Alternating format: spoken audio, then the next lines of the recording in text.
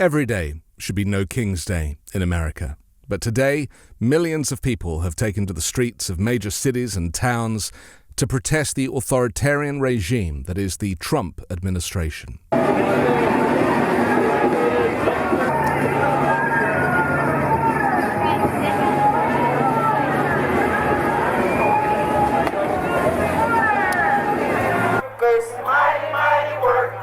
Fighting for justice, fighting for justice, fighting for liberation, fighting for liberation.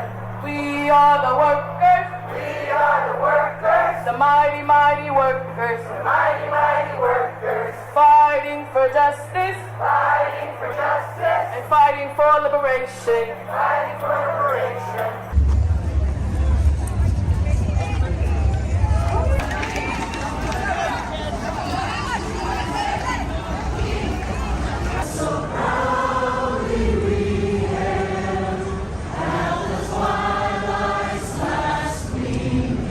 If you had any doubts before, you will now see with absolute certainty that Donald Trump has no respect for the boundaries of decency or even his oath of office.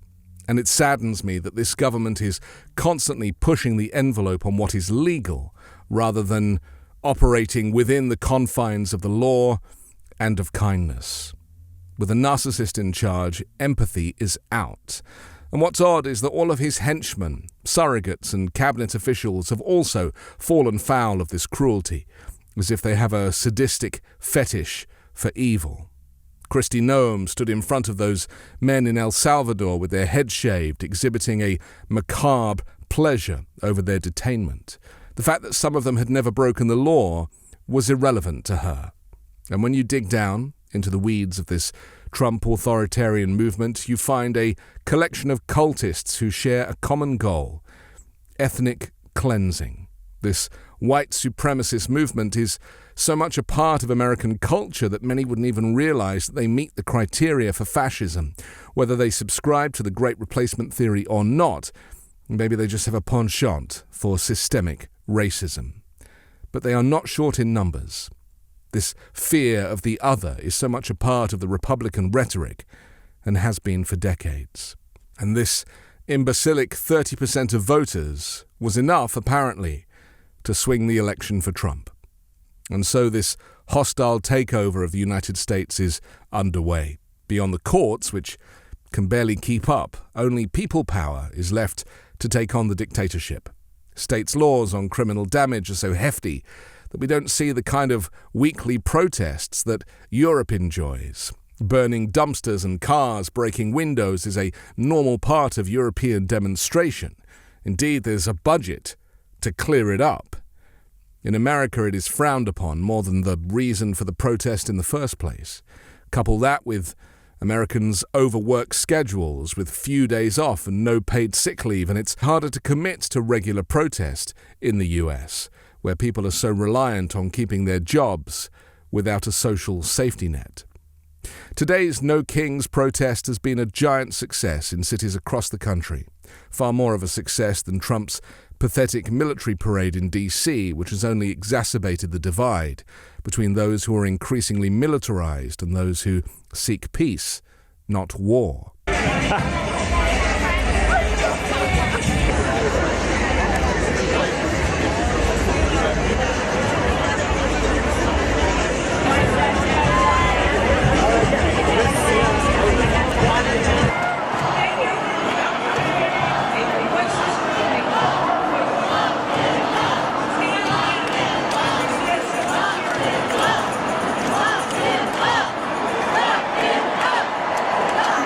This has probably been, in my lifetime, the most disastrous presidency I've experienced, and this is the first time in my life I've ever attended protest rallies. Tens of thousands of San Diegans take to the streets across the county, joining Americans across the nation in what's being called a day of defiance. Only way I can describe these crowds out here today is unbelievable. There were easily tens of thousands of people out here with their signs marching for what they believe in. I have never seen a protest this big, and my photojournalist has been working for 39 years, and he has never seen something of this size. Hey, hey, ho, ho! Donald Trump has got to go! Chanting marching, and sending a message. Roughly 60,000 people peacefully paraded the streets of downtown. Everything we talked about when Trump was getting elected is coming true, and we have to stand up. Many came out because they are personally affected by the Trump administration's policies. As a teacher, mostly I'm watching my students who are suffering from a great deal of anxiety. They don't know if they're going to get their student loans.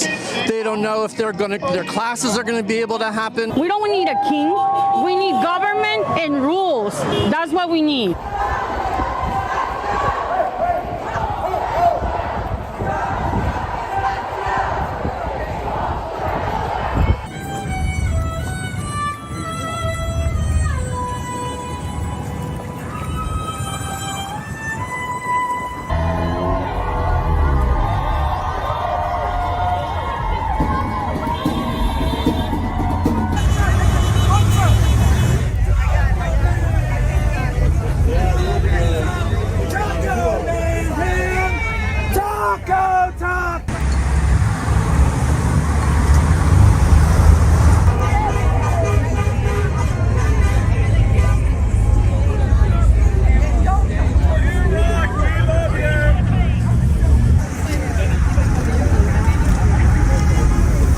Tragically, all protests were cancelled in Minnesota as hundreds of law officers were in pursuit of a man who authorities say posed as a police officer and fatally shot a Democratic state lawmaker in her home in what Governor Tim Walz said was a politically motivated assassination. Authorities said the suspect also shot and wounded a second lawmaker and was believed to be trying to flee the area. Democratic former House Speaker Melissa Hortman and her husband Mark were killed in their Brooklyn Park home. Senator John Hoffman, also a Democrat, and his wife Yvette were seriously injured at their Champlain address about 9 miles away. Authorities identified the suspect as 57-year-old Trump supporter Vance Bolter, and the FBI issued a reward of up to $50,000 for information leading to his arrest and conviction. As Trump's evil rhetoric increases, his supporters are driven to act as his personal militia. The pardoning of over 1,500 January 6 offenders set a precedent for lawlessness under his regime. We've seen Trump's vigilantes posing as ICE agents, intimidating migrants, and even showing up at elementary schools. Today was a mind-bending contradiction between Trump's poorly attended fascistic military parade and the energized No Kings movement, protesting the illegal snatching of migrants from America's streets and the heavy-handed actions of ICE enforcement. However this chapter in American political history plays out, what is certain is that there are more of us than there are of them. And with such a significant energy for the kind of protests we've seen today, Donald Trump will be feeling very nervous indeed. I'm Anthony Davis. You can find me on the 5 Minute News YouTube channel and podcast, on Wednesdays co-hosting Uncovered, and on Sunday on The Weekend Show with Midas Touch.